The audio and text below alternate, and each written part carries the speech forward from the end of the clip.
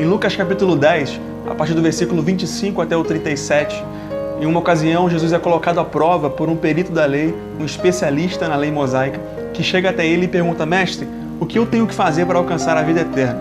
É então que Jesus devolve para ele uma outra pergunta, dizendo o que a lei diz a respeito e o que você interpreta. Então aquele homem começa a mencionar o que está na lei, dizendo que a lei diz que eu tenho que amar a Deus com toda a minha força, com todo o meu entendimento, alma e com todo o meu coração, e também ao próximo como a mim mesmo. Jesus diz para ele, então vai e faz isso e você vai alcançar a vida.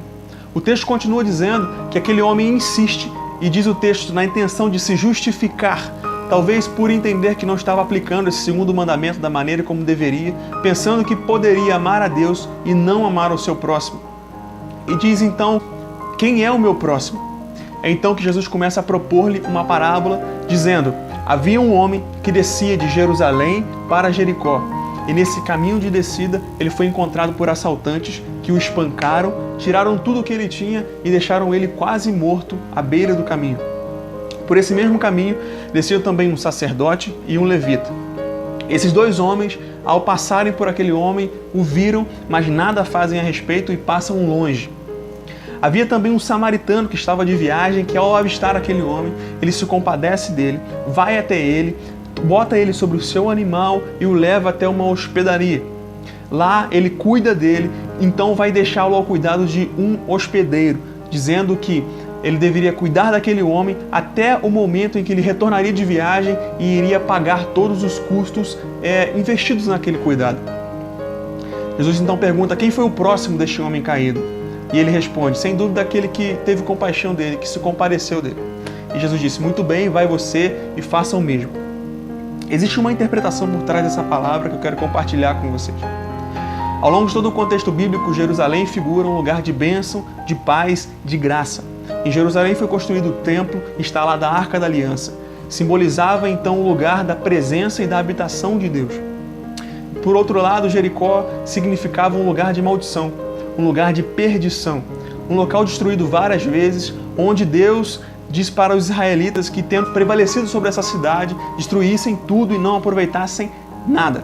O próprio Josué menciona uma maldição a respeito daquele local, dizendo que aquele que tentasse reconstruí-la iria perder o seu filho mais velho ao lançar os fundamentos e o seu filho mais jovem ao colocar-lhe os portões. Bom, o homem que desce desse caminho de Jerusalém, um lugar de bênção, para Jericó, um lugar de maldição, figura a humanidade, que sendo gerada por Deus, próxima a Ele, no lugar da sua presença e da sua habitação, decide tomar o lugar e o caminho do pecado. É então que nesse caminho, em direção à perdição e ao pecado, o homem é surpreendido pela figura do ladrão, que representa o próprio Satanás, aquele que veio para roubar, matar e destruir, que pega, fere o homem e o deixa praticamente sem vida. Logo então passa por ali o sacerdote e um levita, dois dos maiores símbolos da lei mosaica.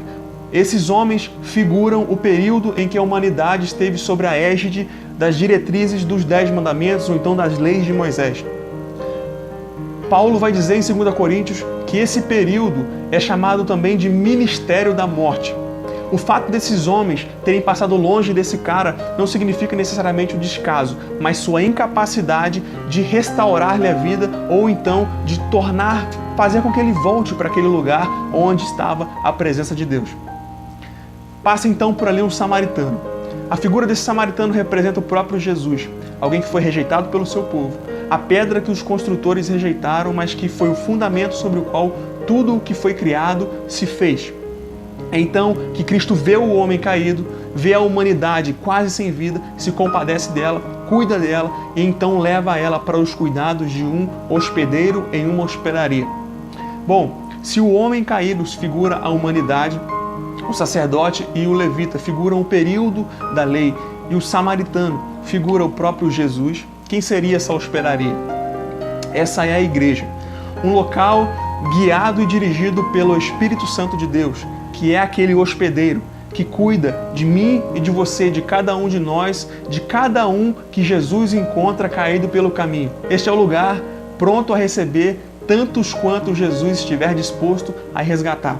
A palavra que Cristo usa para definir a hospedaria significa local receptivo, pronto a receber a todos. O que eu queria te dizer é que se você foi encontrado por Jesus em algum lugar, em algum momento da sua caminhada, você é bem-vindo. Seja bem-vindo à igreja.